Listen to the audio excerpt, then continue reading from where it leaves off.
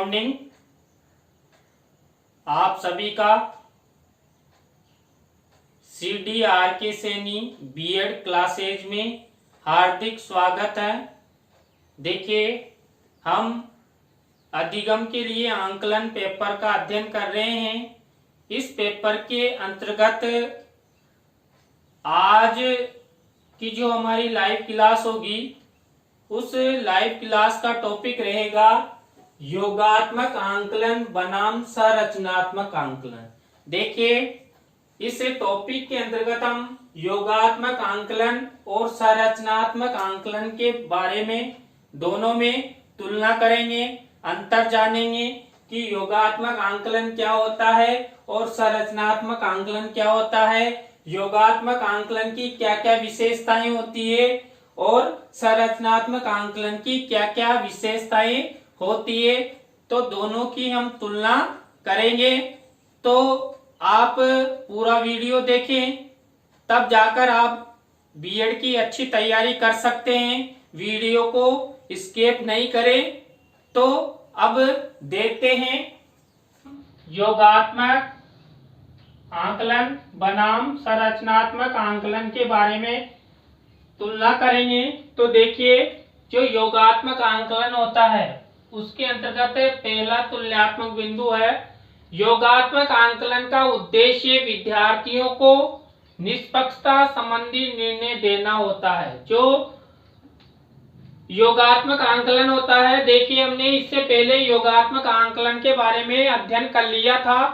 तो ये एक निष्पक्षता पूर्वक निर्णय देता है। देखिए, जब हम सत्र के अंत में वार्षिक परीक्षा के बाद हमारा एक समग्र परिणाम बनता है, तो एक निष्पक्ष रूप से बिना किसी भेदभाव के वो परिणाम हम योगात्मक आंकलन के तहत प्राप्त करते हैं। जबकि देखिए, संरचनात्मक आंकलन का उद्देश्य अधिगम को बढ़ाना है। देखिए, जो संरचनात्मक निर्माणात्मक आंकलन होता है वो हमेशा आंकलन को बढ़ाने संबंधी कार्य करता, उसका मुख्य उद्देश्य होता है। तो देखिए, इन दोनों में तुलना। यहाँ पर तो विद्यार्थियों को निष्पक्षता संबंधी निर्णय प्रदान करना है, जबकि यहाँ पर अधिगम को बढ़ाना है। नंबर 2 तुलनात्मक बिंदु है, यह वर्ष में 2 बार किया जाता है। देखिए, अर्धवार्षिक और वार्षिक परीक्षा के रूप में योगात्मक आंकलन होता है, जबकि यह लगभग प्रतिदिन किया जाता है। देखिए, क्योंकि संरचनात्मक आंकलन के तहत हम प्रतिदिन कुछ न कुछ ऐसा करते हैं, कई नई रचनाएं करते हैं, मन में नए विचार, मस्तिष्क में नए विचार, हमें जो भी वस्तु या घटना दिखाई देती है हम तुरंत अपने मन में नए विचार कर लेते हैं। तो संरचनात्मक आंकलन में जो आंकलन है वो प्रतिदिन किया जाता है। नंबर 3 है, यह निर्देशों की प्रक्रिया के अंत में किया जाता है। देखिए, इसमें क्या होता है, पहले निर्देश दे दिए जाते हैं, उसके बाद में किया जाता है। आपने देखा होगा, जब हमारी परीक्षा होती है तो पहले निर्देश दिया जाता है, उसके बाद में योगात्मक आंकलन होता है। लेकिन यहाँ देखिए, यह निर्देशों के दौरान किया जाता है। जो योगात्मक आंकलन है वो निर्देशों के बीच बीच में भी होता है। मान लीजिए कोई विद्यार्थी है या व्यक्ति है, कोई किसी प्रकार का नया निर्माण, नया आविष्कार कर रहा है और उसमें कुछ कमी है, तो उसको तुरंत उसी दौरान उस गलती को सुधारने के लिए कहा जाता है।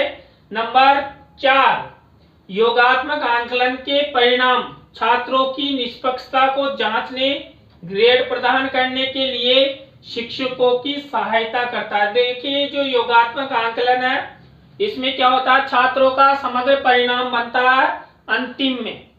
उसके बाद छात्रों को एक निष्पक्ष पूर्वक जांचने का एक जरिया है।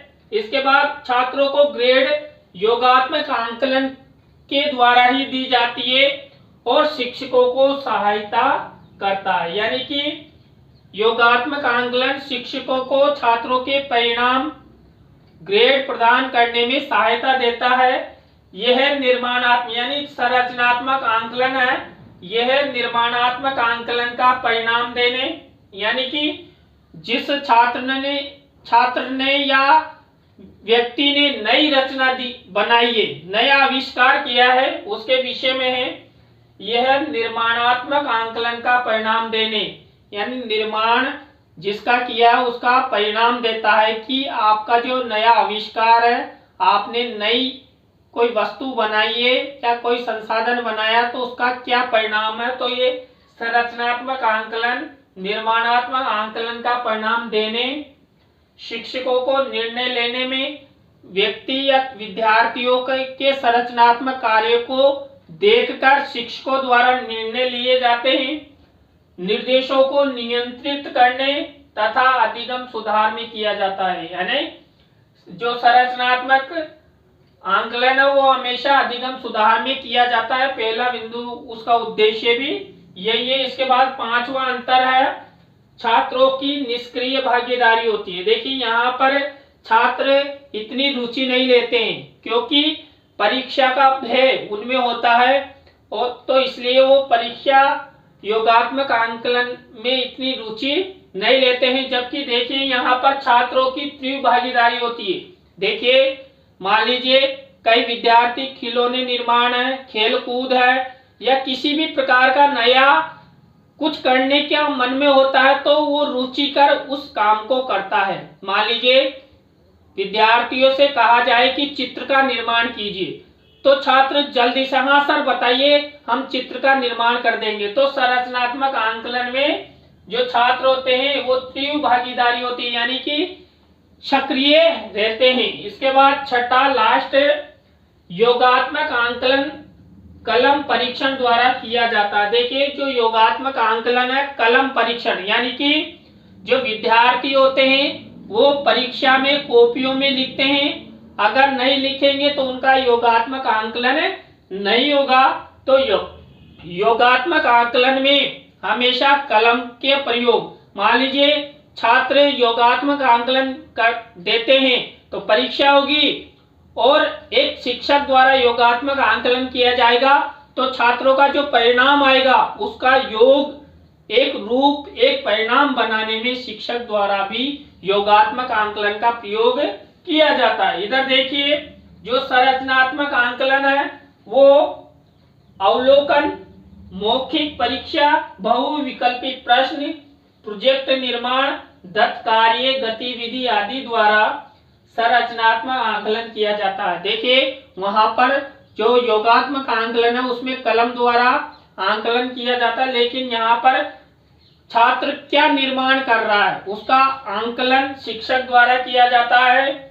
मौखिक प्रकार से परीक्षा ली जा सकती है और बहुविकल्पी प्रश्न यानी कि ऑप्शंस वाले वस्तुनिष्ठ यानी 4 ऑप्शन दे देते हैं, शॉर्ट और बच्चों से प्रश्न किए जाते हैं, उनकी परीक्षा ली जाती है। यहाँ पर ज्यादा कलम चलाने की आवश्यकता नहीं।